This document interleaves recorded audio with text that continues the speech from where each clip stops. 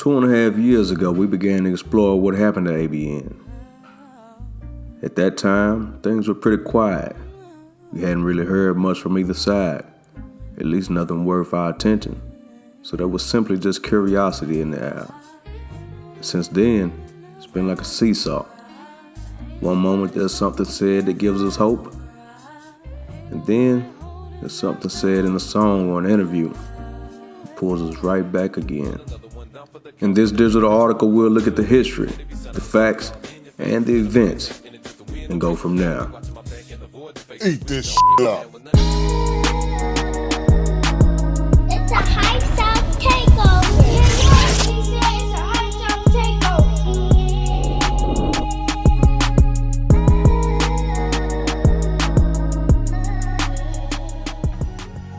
Trey and Ro first released music together in the late 90s, which was the beginning of successful careers.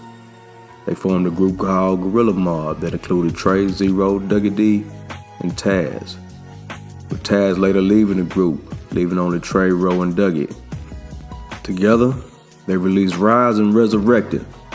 Things happened through 1999 and 2003 that reconstructed the group into different forms, leaving Zero and Trey as the last two standing, to form what came to be known as Assholes by Nature. There were additions made to the rap group like Jayton and Lil Boss, with Jayton being the younger brother of Trey, but all in all, Zero and Trey remained as the primary acts. During this time and before, Zero had already began establishing a solo career, releasing Look at What You Did to Me, Zero versus the World, self-titled Zero, Zero Tolerance, along with several others. But together, they released Assholes by Nature album in 2003. Around this time, Zero signed with Rap-A-Lot Records and released his first major release, The Life of Joseph McVeigh, in 2004, and Trey began establishing his solo career as well. They still managed to complete another album together with the charting classic, It Is What It Is, in 2008. While we were anticipating It Still Is What It Is, it never really happened. And that was the last we heard from them together on an album. That was it. And what we know now is that it all unraveled from a traffic stop. They pulled us over, and they didn't even actually pull me over. We pulled in to get gas at the nearest gas station. State trooper pulls up and says, "Hey, somebody said y'all pulled the gun," and they said your name. And I'm like, "Well, I ain't got no gun. You can search this motherfucker." And he found something else, not on me, but he found something else. And I was given an opportunity to tell the truth about what was found, and that's called snitching. Even though it would have set me straight, and I would have made it to Delta Grand that night to do my concert, I would have had a fucked up jacket on my back for even telling the truth about, hey man, you know what? So why didn't the guy that... Yeah, man, niggas supposed to take his shit, man. Well, he didn't just do his time? The thing about it is, this guy was a young guy, and I don't think he was ever in a position like that before. He was asked a question, I was asked a question. The officer even told me, like, hey man, I know you were at the Delta Grand tonight, but you have to tell me, because my shit is on, you have to tell me that this is his. And I was like, goddamn well I can't do no shit like that. I can tell you this though, I, Joseph McVeigh, I have an ounce of loud. This is what I got right here. All right, man, sit back in the car. He made me put the weed back in my pocket, told me to get in the driver's seat and put the seatbelt on. Went around to the other side of the car and asked him, hey, I found this under your seat. What you got to say about it? He said, man, we real niggas. We ain't scared of no jail. Weed? How you put weed in there? Well, I mean, shit, like how he did. Okay, so he young, okay? Yeah. But yeah, I get it, but at the end of the day, man, everybody responsible for their own shit, right. Why didn't this little young motherfucker take his case? Well, I mean, I just chalk it up to just, like I said, he would never been in a situation like that before. Damn, bro, I don't hate that shit, man. God damn. On me, nigga. You know what I'm saying? Keep it real, nigga. You think I ain't gonna expose that shit, nigga? You think I ain't gonna be like, hey, nigga, we know what you doing, nigga. You know what I'm saying? Let me see about it, bitch ass, nigga. Oh, yeah.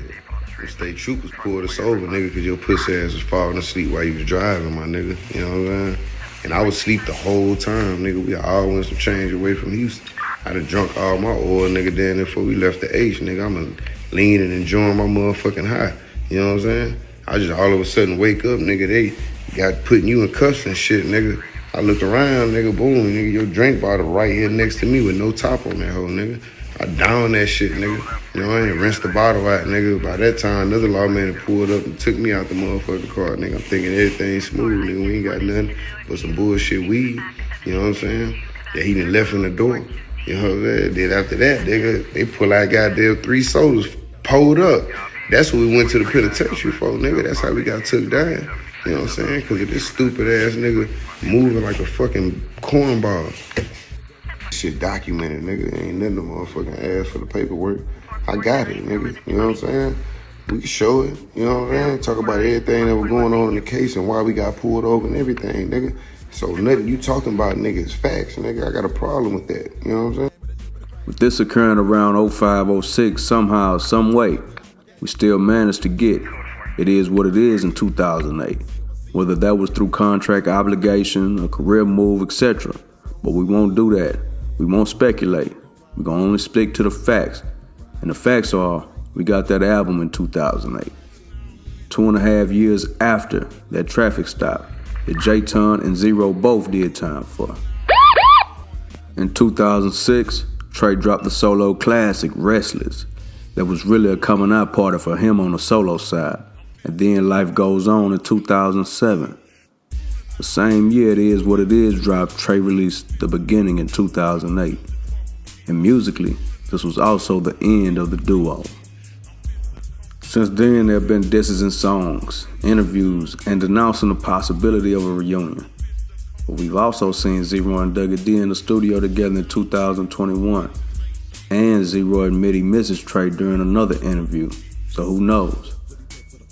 As a fan of Gorilla Mob and ABN, there's nothing more in Houston rap that I want to see than for these 2, or 3 at this point, to get back in the studio. Well, if that's pushing it, let's start with a picture on the ground that signifies that they've talked, been in the same room, and put aside their differences. It might be a pipe dream, true, but damn, they are men, and men can work through things and work things out, even if they are assholes. This is Hype South with Child Time TV. Until next time, peace. Eat this shit up. Thanks for watching. For more all-exclusive, all-original content all the time, subscribe to Child Time TV.